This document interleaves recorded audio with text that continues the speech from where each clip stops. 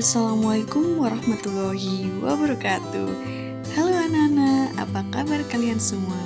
Selalu jaga kesehatan ya. Kali ini kita akan belajar bahasa Indonesia.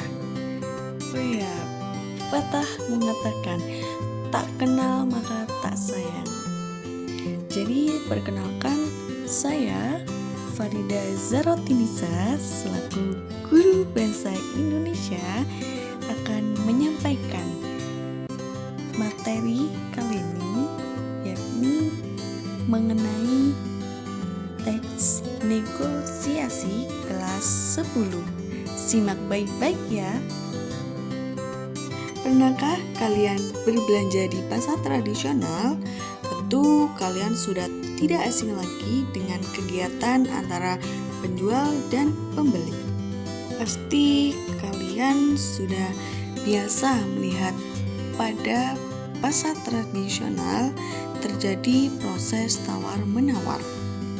Bernegosiasi juga tidak hanya dilakukan pada tradisional, di pasar tradisional. Terkadang di sekitar kita, bahkan kita sendiri sering melakukan negosiasi. Selain di pasar, apakah kalian juga pernah bernegosiasi dengan guru di sekolah? Entah itu bernegosiasi untuk penundaan ulangan harian atau negosiasi untuk mengikuti remedial. Nah, secara tidak langsung kalian mempraktikkan teks negosiasi dalam kehidupan sehari-hari. Lalu, apa sih pengertian dari negosiasi itu? Simak baik-baik ya. Negosiasi menurut Kamus Besar Bahasa Indonesia atau KBBI adalah proses tawar-menawar dengan jalan berunding untuk memberi atau menerima guna mencapai kesepakatan bersama antara satu pihak dengan pihak lainnya. Negosiasi adalah suatu bentuk interaksi sosial antara dua orang atau lebih yang memiliki masalah atau pendapat yang kuat untuk mencari jalan tengah tanpa ada pihak yang dirugikan. Teks negosiasi sendiri adalah teks yang memuat interaksi sosial untuk mencapai kesepakatan di antara pihak-pihak yang memiliki kepentingan berbeda atau saling bertentangan. Selanjutnya, mengenai tujuan dari negosiasi, yaitu yang pertama, mencapai kesepakatan yang memiliki kesamaan persepsi, saling pengertian, dan persetujuan. Yang kedua, mencapai penyelesaian atau jalan keluar dari masalah yang dihadapi secara bersama. Dan yang terakhir, mencapai kondisi saling merugikan atau bisa disebut dengan win-win solution. Lalu, tahukah kalian apa saja sih ciri-ciri dari teks negosiasi itu sendiri? Ada beberapa ciri teks negosiasi yang perlu kalian ketahui, yaitu adanya kesepakatan yang saling menguntungkan, mengarah pada tujuan praktis. Selanjutnya, memprioritaskan kepentingan bersama. Dan yang terakhir merupakan saran untuk mencari penyelesaian. Selanjutnya, kita akan belajar mengenai struktur dari teks negosiasi. Yang pertama, orientasi. Orientasi sendiri adalah kalimat pembuka yang biasanya berupa ucapan salam.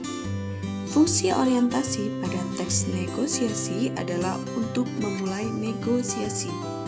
Yang kedua, bagian pengajuan. Biasanya berupa suatu hal, barang atau jasa yang ingin dibeli oleh pembeli. Yang ketiga, penawaran. Penawaran adalah puncak dari sebuah negosiasi. Kedua pihak saling tawar-menawar untuk mendapatkan kesepakatan yang saling menguntungkan. Keempat, persetujuan. Kesepakatan antara kedua belah pihak terhadap negosiasi yang telah dilakukan. Dan yang terakhir, bagian penutup. Kalimat penutup biasanya berupa ucapan salam atau terima kasih. Nah, ini contoh dari teks negosiasi yang paling sederhana. Setelah kalian belajar dari struktur teks negosiasi, kalian pasti bisa menentukan bagian struktur teks mulai dari orientasi, pengajuan, penawaran, persetujuan, sampai penutup. Seperti pada kalimat pembeli, berapa harga sekilo mangga ini bang? Penjual, 30.000, murah.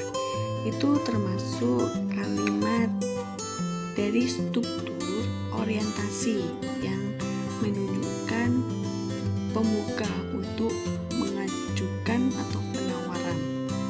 Lalu di situ pada percakapan pembeli dan penjual terdapat pengajuan, penawaran, persetujuan, hingga penutup. Selanjutnya, bagaimana cara melakukan penawaran yang baik? Yang pertama, menyampaikan pengajuan maupun penawaran dengan sopan. Jadi, sampaikan pengajuan yang kalian mau dengan baik dan sopan. Yang kedua, tidak menekan pihak lain. Menawar juga tidak bisa melihat diri sendiri. Seperti apa yang ada di pengertian negosiasi, sebisa mungkin tidak merugikan pihak lain. Yang ketiga, saling menguntungkan. Dan keempat, disertai dengan alasan.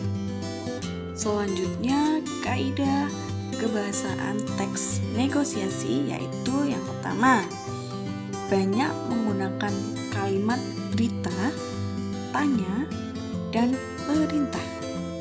Kedua, menggunakan kalimat yang menyatakan keinginan atau harapan. Yang ketiga, menggunakan kalimat bersyarat, yakni kalimat yang ditandai dengan kata-kata seandainya, bila, kalau, jika, apabila.